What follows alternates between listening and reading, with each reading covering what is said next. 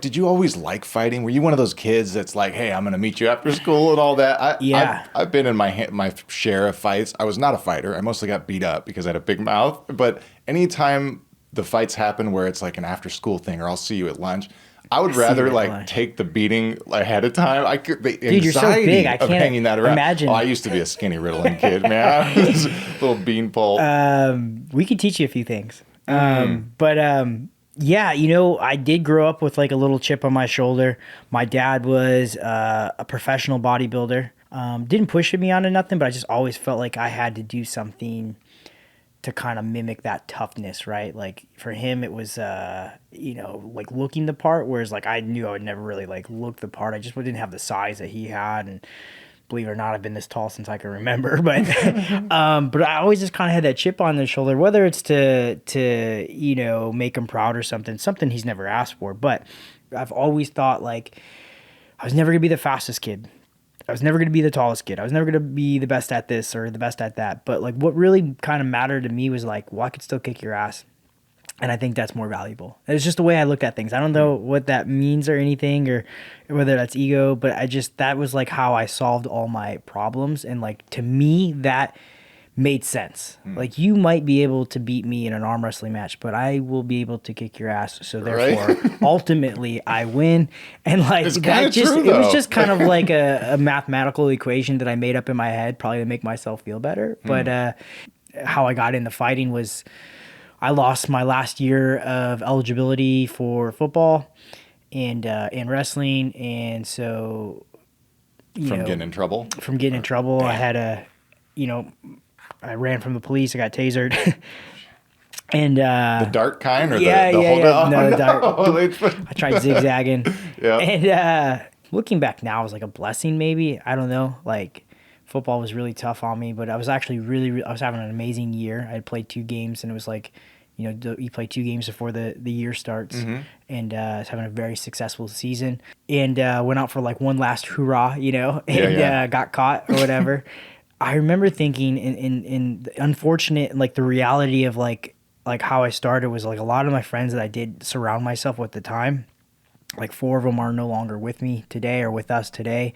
They've since passed from, living a tough life. Okay. So you were running. Yeah. So I was just like on my surroundings were this crowd and like somehow I found somebody that was doing MMA and it was slowly this is 2009, kind of popular. And I was like, hey, you did an MMA fight. Like, where are you training at? And then, like, I just went with him to, like, one session or something. And then I just, like, came back every day. You felt it. So you were like, okay, this is the thing. Yeah, and it just made sense because, like, my, like, language was kind of fighting at its roots. You know what I mean? Like, I always just identified with, like, that was, like, my expression with like life at the time, especially when I was younger. Like everything was very physical. That's how I felt like I handled and figured out everything. It was therapeutic for me. It kept me out of trouble. It was just exactly what I needed in that point in time in my life. And not even the friends that had passed away, like they're still my, some of them are still my friends today, but like I very much would have like went down those. There was this I've had one of them's passed away, but I literally would get a phone call and it would be my dad, or I wouldn't know, it would be the jail, and they'd be calling me. And it would be like, and I'd go to answer, and I was like, hey, what's up? And it wouldn't be my dad. And it would be like my buddy. He's like, dude, we're locked in here with your dad. It's like being locked in here with you. And I was like, no way. Yeah, it's like, he's like, just like the old days. I'm like, dude, you guys are fucking wild, bro. And I'm just sitting here trying to wrap my head around, like all that shit. And just thinking that, like, I'm pretty grateful that the sport had kind of gave me a way to exit a lot of that, and I think channel it. Yeah. Like, I mean, I just was didn't have a very good like path when I was that age. Didn't have a role model, like any mentors, no one to look up to, no ambitions. Luckily I dared to dream even a little bit big and chase something that even at the time that I was chasing, didn't even believe in myself. Like I was just like, this is fucking fun, and I'm gonna ride this wave until it crashes. You know what I mean? So you didn't even know where it was. You didn't have an end goal in mind. You were just like, I have to Luckily, do this. I met this guy. His name's Darren Cruikshank. I spoke about him a little bit earlier, but he was like the most talented human I have ever met in the sport. And he was one time he just happened to be a guest coach at the gym I was going to, and he was like everything that I wanted to be like as a fighter, everything that I wanted to identify. I was like, man, dude, if I could be anybody, I wanted to be just like you. And like, he's like, yeah, man, you can do whatever you want. He was just the coolest. He talks like that too. And he's like the coolest guy. And I moved in with him. And I moved, like, that was like the coolest thing. I was like, he allowed me to move in with him, and he took care of me. I mean, he is kind of like instilled in me those things that I carry with me today. And I think one of the biggest things that I see now is like a passing of the torch, or like doing my part now to help others as he has done for me. I've watched him change so many lives, and it's just super inspiring to me. Yeah, you're a youth mentor, right? Yeah. And a mental health advocate. Yeah, as so, well. and like just thinking about watching him do it, or like what he did for me, was like, I just think about it all the time. So, dude, that's awesome. Yeah, he was the first guy to tell me that that I could be a fighter. And even then I was like, Darren will just tell me whatever I want to hear. I didn't even like believe him. You know what I mean? And it got to the point I had like 18-3-1 as an amateur. So I had a shit ton of fights. Oh, wow. And I was like, dude, you think I could like have a professional fight? And he was just like, without even thinking, he was like, yeah, fuck yeah, man. Like, just the way he talks is unique. But he's like, absolutely. And so I took one pro fight. I head kicked the guy, you know, in 9 seconds, won the fight in 9 seconds, threw one thing, head kick, knocked him out. I was like, holy shit, I should probably do one more. Okay. And then it just kind of snowballed. And then like next thing you know, I was like 5-1, 6-1, 8-2. And I was just having some success, but even at the same time, I just did not like, I was just still having fun. I hadn't made that switch of like, I belong in the UFC. Something happened down the road where I thought maybe like in my head that it would just come to me, like, oh, like my time will come when it comes. But, you know, it didn't happen until I literally was just like, no, man, like you're good enough. You've dedicated X amount of time and years and health to this dream. You train with the best, you beat up the best. And I keep like a mental, you know, checklist of like how well I'm doing in the gym amongst my peers. And it's like, where am I at amongst the best in the world? Like you got Uriah and all these top level UFC guys in there. And not only do I feel like I win some exchanges and moments in there, it's like I do very, very well. And it wasn't until like I made that switch of like, nah, man, like you're right. Like I deserve, like I've earned this. And so like I allowed myself to believe in it a little more. Got the call within 6 months. Oh, dude, I love that. I just started. I slowly, goosebumps right there. Yeah, slowly, like just shifted the way that my mentality, and starting like, instead of being so guarded, I almost was like allowing things. And to were you happen vocal about it too? Oh, like, oh, absolutely. I'm good. So, yeah, like called my manager, scary. and I was like, dude, like, tell him I'm ready, and he's like, done, and then. Dude, that is so important. I started training like I had the mission. You know what I mean? I started training different. I started like pretending like I had something on the horizon. Like it was, you know. So they call this law of attraction now, or manifesting. Sure, right? Like very much so. Yeah. And I do think that because like for the longest time, my internal dialogue, if you will, was not of that. Didn't serve me. It was like in service of like. It wasn't serving. I didn't speak for myself. I didn't speak for my needs or my wants or what I felt like I deserved. Whereas like now if I go through a checklist of things and my internal dialogues now, it's like, no, man, like you are good enough. You have put in the time. You have dedicated X amount of time, and more so you are one of the hardest workers, if not, you know, at moments in the room. It's like, what makes you think that you don't, you know? And so I just kind of like, and it's like, once you like speak to yourself that way, you have no other way but to believe in that. And it's like, no, dude, you're right. I do earn that. I did earn this. And it's like, and then it just dude, happened. That's so important for people to hear. Let me ask you, when you first made that switch and you're like, no, let me look at the checks and balances sheet. Like, I'm awesome. Here's where I'm at. Yeah. Did you fully believe it? Or was there still a part of you that was like, hey, it might not be true. We're just acting, and you still moved forward? Or did you like flick a switch and I know I'm going to be a UFC There's been times in my career where I almost felt like I lied to myself to get something done. Like sometimes I would always call it like fake it till you make it. Yes. Like so it still works. Yeah, it still works. Okay. It's like definitely like performance anxiety. I was like, well, if I fake like that I'm not nervous, they can't tell. my body's under an assumption that I'm not nervous. You know what I mean? So eventually it kind of plays out.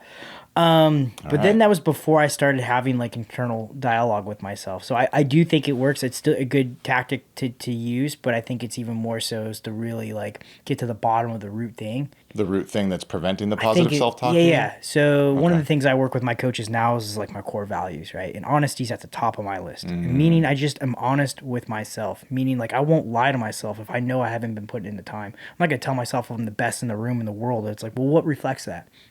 You're not in here as, are you the first one to the gym? Are you the first one to practice? Are you doing X, Y, and Z? It's like, well, if I go through the checks and balances list and I'm checking all those boxes, it's like, then I believe in it because I can go through that list. Okay. You know what I mean? I've done all those things.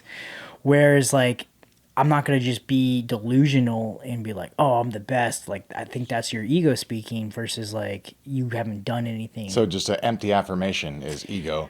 I think so. Like, dude, that's an incredible It can still work because some people are so delusional they believe in their delusion, and I think there's power to that too. No, there really is. I've seen people I've pull never off heard things. it put like that as a positive. Yeah, it's like we used to say like people can dream big. I'm sure everyone dreams big to some degree. They have some massive some massive dreams. I'm gonna be this, that, and whatever.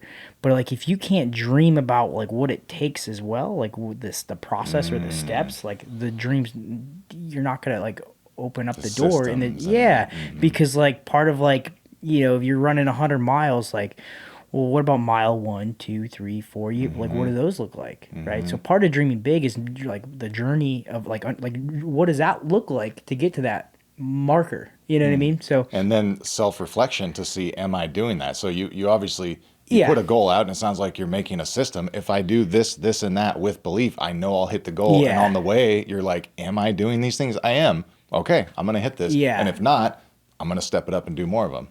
Dude, that's awesome. And that's why I think on it, like for me, again, that's mine is honesty. And I just have a tough time like having the conversation with myself if I'm not honestly doing something that's putting me in a position to believe that, Well, do you feel like telling the story of the Moya Moya? And yeah. So I'll just start this. Moya Moya is a brain disease where the blood vessels or the arteries in your brain begin to occlude or narrow over time until they're completely occluded. So there's nothing that's stuck in there. So I think the misconception is like, oh, go put a stent in there.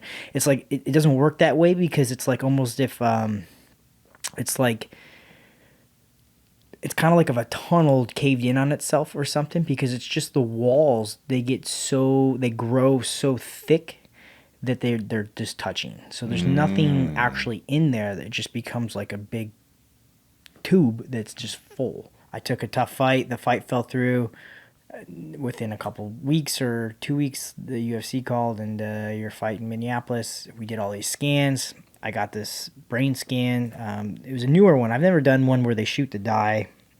They shoot dye in your arm, lights up your brain. And it's weird because they had the results. You send all those results in to whoever, the doctors at the UFC, meaning they've already had them. So I think someone had looked at them prior to that, but they waited till I got to Minneapolis. I've done all these tests. It's like I fly in on Monday, training, pictures, Tuesday, whatever. I'm cutting weight all week.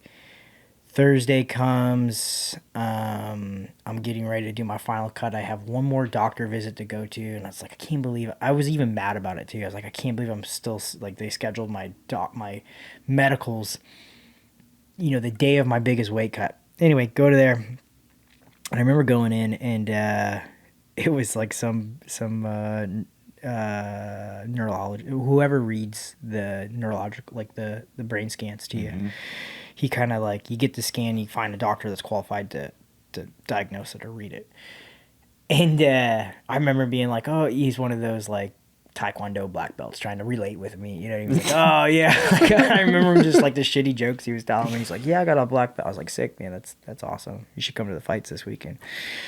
And we're like shooting the shit. I was like super excited. They're like, sweet, this guy's not going to give me any problems. And he like bumps in the CD. We like look at the thing, and he just looks back at me, looks at the thing, he looks back, he like flips through a few more images. So he hadn't seen it yet. He hadn't even seen it. Okay. And he was just like,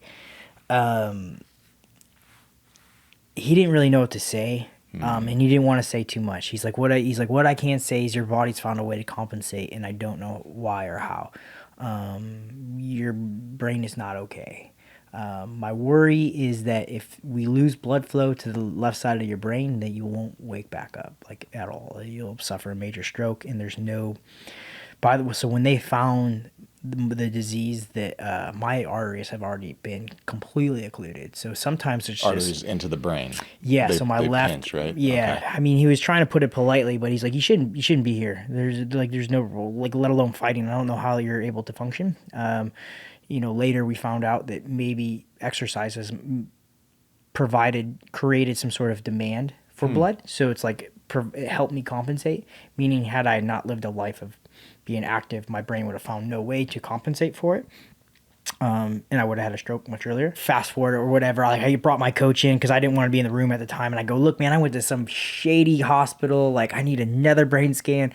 Like, no way. I fight Saturday. Like, this is not happening. And he goes, okay. And so we, get in like an ambulance or whatever. They jet me to the hospital. They give me an emergency brain scan. I'm back in the same office in an hour. And he's just like, I don't know what to tell you, man. This is, yeah. And the thing is he didn't want to, like, the crazy part was, like, he didn't even want to say too much because he didn't know what to really say. Like, he honestly didn't know what he was really looking at. And then I'm talking to the UFC doctors, and he's just like, hey, let's not rush this. We see a lot of abnormal results from fighters. You'd be surprised. So, like, that was my one sign of hope right there, was he's like, just don't lose hope. And I was like, okay, I won't. And so from that second on, I've seen... went to the insurance, went to like 3 different doctors, and they're like, you'll never fight again. You'll never fight again. You'll never fight again. Like, not only will you never fight again, like, they weren't as familiar with the disease. So I get it. They're looking at brain scans, and they're looking at the scan. The scan says, there's no blood on the left side of your brain. That means you should die. Like, you should not be here. There's like, you're looking at, and I get it. It makes sense. And so your body's compensating, and by the way that it compensates, it makes smaller blood vessels, which puts you at a risk for an aneurysm. It's very unsafe. And so I eventually went to Stanford, met Dr. Steinberg, and this was after like maybe a month and a half or 2 months, which ironically enough, Uriah Faber, we were just talking about, found out about this doctor, and he was like, hey, this is where you should go. Anyway, went there. He was like, hey, given, I had a bypass, an indirect and a director. A bypass, like... Yeah, so that's like what the surgery's based on. What does that mean, a bypass? So they take blood from the outside of my head, from like a blood vessel out here. One in the vein in your forehead or the one along the side. They pop the skull off. They run it, I think they run it like over the brain. And then over time it kind of grows into the brain or around the brain.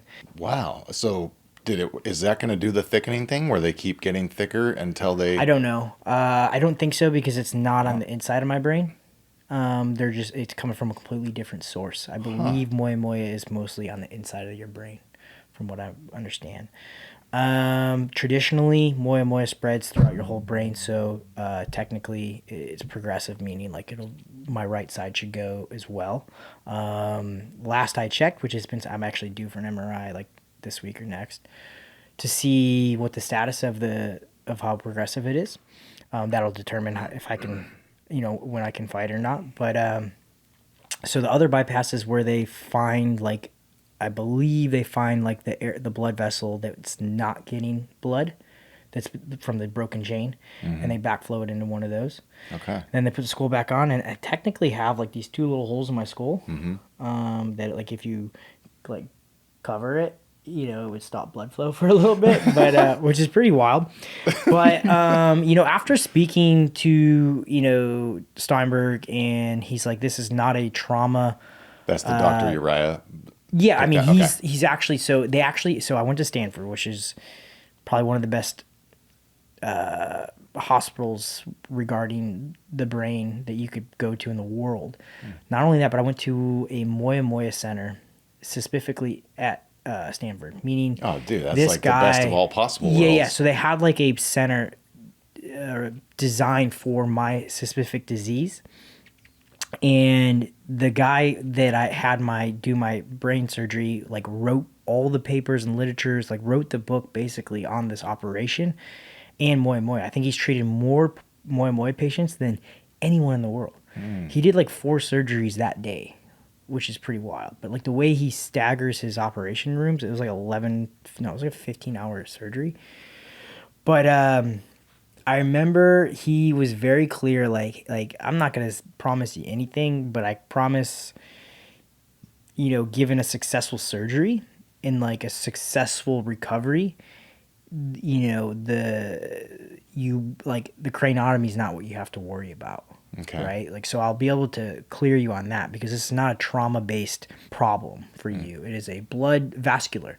And as long as like your bypass is providing more than enough blood to the left side of your brain, you'd be fine. We just don't know when your body would choose not to compensate. Like it shouldn't be. And they thought that like if I had stopped exercising, because they wanted you to stop exercising right away. It's like, don't do that. Like, because your body's going to create a demand for blood and it can't meet that demand. But if you stop exercising, now there's no blood pressure pushing blood to your brain. So they're like, it was like a catch-22. And anyway, I just lived my life. I didn't care. And, and it all came down to recovery. And it was like the first time that I was like, I don't know. As soon as he gave me that little bit of hope, I was like, oh, I'm going to knock this out of the park. I just, like you said, belief, whatever, manifest, big believer in all that. But, I didn't even need to like know that I was gonna kick this thing's ass and just come out on top. 6 months, I was like, I'll fight within a year, and that was like my massive goal. I was like, I'll have fighting within 1 year of craniotomy, massive brain surgery. Like not only that, but like it takes 6 months to even get cleared to get cleared for activity. Mm-hmm. So then you're thinking then you only have 6 months to train or whatever to get ready.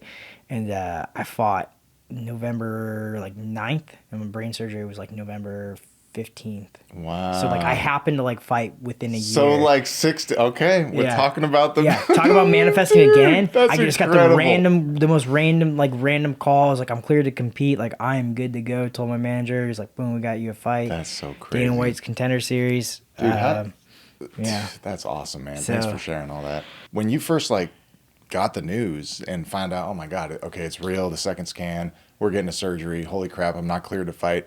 How did that impact you? Sometimes I still pretend like it's not really affecting me, and it's not that I'm pretending, I just don't experience anything that tells me that I'm living a less than life. So when I was granted the news or the whatever, I didn't think much. I just was like, I've been living my whole life like this. Like it's whatever. Like if it were gonna stop me, it should stop me back then, and it's not. So and it's not really controllable in some sense, right? That's the other thing too. So another reason why I'm really big on that, and it's because the more people I find with this disease, I wish I could show them this. And I know everyone's situation's a little different than others, but one thing's for sure is you can't control this disease. You can't control the progress. I mean, some people kick off over 6 months till next day your body doesn't even have time to compensate. Something's going to happen. But what you can control is how you live your life leading up to those things. Or let's say you do have the disease. What you can control is your health, your eating lifestyle, staying hydrated. Things that are good for your healthy blood vessel. There's things you can control to give yourself a better opportunity at a better life. I see a lot of wanting to take life easier. They want they wanted to put the parking pass. They want the easy way. And I get it. I understand that it's hard, but it is not an excuse to give up or live a less than life. And I see it a lot. And just in my opinion, you've been gifted an opportunity to how many days you have left or whatever it is. So win those and fight the disease, fight Moya Moya, win that day, take care of your health, win the little battles. Not only that, maybe just do something that you're not supposed to do. Not in that sense, but you know what I mean? Well, fuck, I have this brain disease, but I'm going to go take on this really big challenge. You know what I mean? Whatever that is, find your big thing to do. And it's that's how you conquer this thing, is by taking on things that it was trying to rob from you. It's trying to take your quality of life. It's trying to take the time that you have left. It's trying to take away from time with your family and your loved ones, instead of not controlling you, right? Like being like, oh, I can't do this, or dang, this thing really has a hold of me, or I don't want to do anything. I'm just gonna take it easy today. It's like, no, dude, go get the most out of the day. Do something and not only you that, can do. Wow. just get the most out of it. Don't. How about this? Take the whole day off. Don't think about it. You know what? Fuck it. You don't have Moya Moya today. You do, but you don't today. All right. It ain't gonna kill you today. Maybe tomorrow, not today. So today you're gonna go hang out with your family. You're gonna go see a movie. You're gonna go to the beach. You're gonna go for a hike.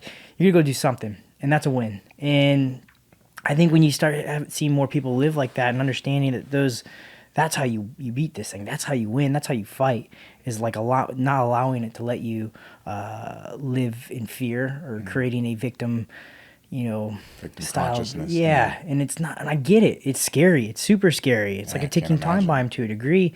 And everyone's situation is a little more different than the next. So I know that. And that's why I have a hard time relating sometimes. But it's not like I haven't ever faced massive adversity, other than just this. Like my knees have been shot. Like it's just trying to find a way for any of these adversities not to steal what I consider my quality of life and like the moments in my life. Like, I don't know. That's like my advice is like, dude, that's huge. Yeah. Do you ever find yourself not realizing you're thinking about morbid thoughts or where this could go?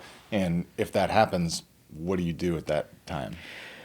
I do sometimes, but I honestly don't like, I'll think like, man, this thing could kick off or like this, but if it makes me a little more present and like that thought does not serve me. Like I think of it like what I do think about it too. And like, I'm as human as anyone. And like that, it's a very scary thing to know that one day I'm here, one day I might not be, but that everyone kind of has that, and just say that mine's any more beneficial or, my situation's more than someone else is just not true. Just to be able to identify thoughts like that, to reroute them is you have to. Yeah. How do you build that? Do you meditate or something? Have you always been like that? How do you monitor your thinking? I mean, mushrooms help, right? For sure. Let you see the thinking. You're like, oh, there's me, and then there's thinking. I'm a huge advocate for psilocybin. I think. I think when you're talking about self-exploring, like a lot of people, when you ask someone, it's like, how well do you know yourself? And it's like, really, truly, how well, can you have a conversation with yourself? Can you talk to yourself? Like, or like, when you're alone with yourself, are you like speaking, how do you speak to yourself? And I think psilocybin has a unique way of like having a self-discovery effect, and meaning like you learn more about who you are, your wants, your desires. I think it has a unique way of getting rid of your ego. And like your ego, in my opinion, is something that causes you to think very selfishly. Whereas once that's like out of the picture, once you're not making decisions to that are based on like desires or like wants, I guess, versus like, not like you want a new car, like do you need a new car? It's like, nah, and then, like you take it, or once you're on the wave, whether you're experiencing it, you realize like life's much more enjoyable not having like your ego on your back telling you that, yeah, all these things. I don't know. It kind of shows you too, like, okay, the ego's job is to keep me alive. So we've all got this thing in us that is... You need it, for sure. You do, but in this day and age, there aren't a lot of like daily threats. There's not bears running at us and all that. 100%. So we still have this thing built into us to keep us alive, and it's just constantly looking for threats that aren't there. So that inhibits a lot of brain. Well, I mean, you look at, like, for instance, I will go back to like Instagram and the social media world, and like all you see is just, look at me, look at me. What can I do for me? Here's another picture of me. Look at my smile. Look at my teeth. Look at my hair. Look at my clothes. Look at this bag. And it's like, who is this for? It's for yourself. And those likes just feed what? Your ego. Like, it's I don't know. It's there really is. There actually isn't any value there. No, and it's crazy. Like not crazy, but like we get to this point where, everything, like, once you realize your biggest enemy is kind of yourself, like you're trying to figure out ways that's why I dove so far into like psilocybin. I was like, my biggest problem has always been myself.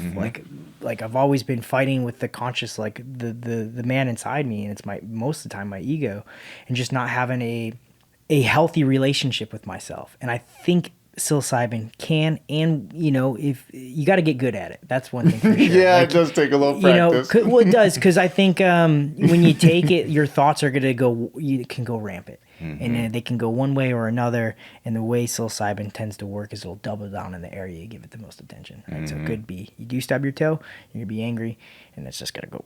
You can be really angry. And it can happen quick too, man. You could be having some nice, pleasant thoughts, and you slip on one little thought, and then boom, we're going that way. But I don't want to take away from how gentle it can be and how therapeutic it can be. And not only myself has it changed, but I've watched it just be such a medicine for people. I can't advocate for that enough. It really does let you kind of like get to the root of issues that are bugging you. If you're really dealing with something and you don't know you don't know the answers or whatever, like having a moment to yourself and like it kind of helps you sift through the thoughts. Well, it shows you what it's really doing to you too. You're like, oh, that's where this is hurting me. Yes. Whoa. Exactly. Okay. Yeah. So you like, it almost gives you a blueprint or a way to like, this trauma is stemming from something I did. This is why I actually feel bad about it or something, you know what I mean? Like you're kind of finding out things like, oh, this is from trauma, my daddy issues or whatever, you know what I mean? And you're like, wow, I have some unresolved issues with this person. And some people like to have blinders up with their problems. They're like, they don't know why they're angry all the time. They don't get to the root of that problem. And I think psilocybin can help bring like, why am I so anxiety driven? You know what I mean? It's like, well, have you ever talked to yourself to figure out why why you're that way, why you act that way, why you Which is the last thing the ego wants, is for you to slow down and just be with yourself. That is 100%. Like its worst nightmare. Dude, your ego is trying to dictate, you're the man, you're this, you know what I mean? You're in charge, like, Nothing you know what I mean? wrong You're the one cutting the people off in the lane, like nobody, I'm gonna beat you to the stoplight, that, you know what I mean? Like, it's so terrible.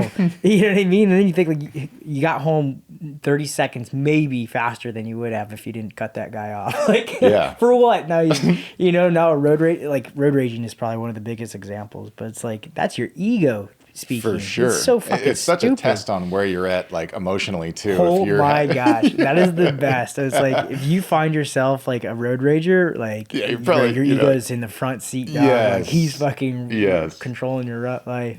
And I would suggest some psilocybin, a healthy dose. Yeah. But what other tools or supplements have you found that? So you've exercise, man. Oh yeah, like for mental health and brain health and like cardio or resistance or. Well, my exercise happens to be kind of like my why or my like my existence. I've attached it to that, but yours could be anything. Maybe it's painting or something like. I think exercise for me has just provided me the outlet, the therapy, it allows me to live very presently all the time. When you're exercising, you're in a state of like movement that you have consequences for actions, meaning like, especially like fighting, someone grabs your foot, you have to, like, if you don't address that, he's going to rip your foot off, right? So that's called, being present. You have to live very presently to experience those things. I think fighting is like one of the most purest forms of being present.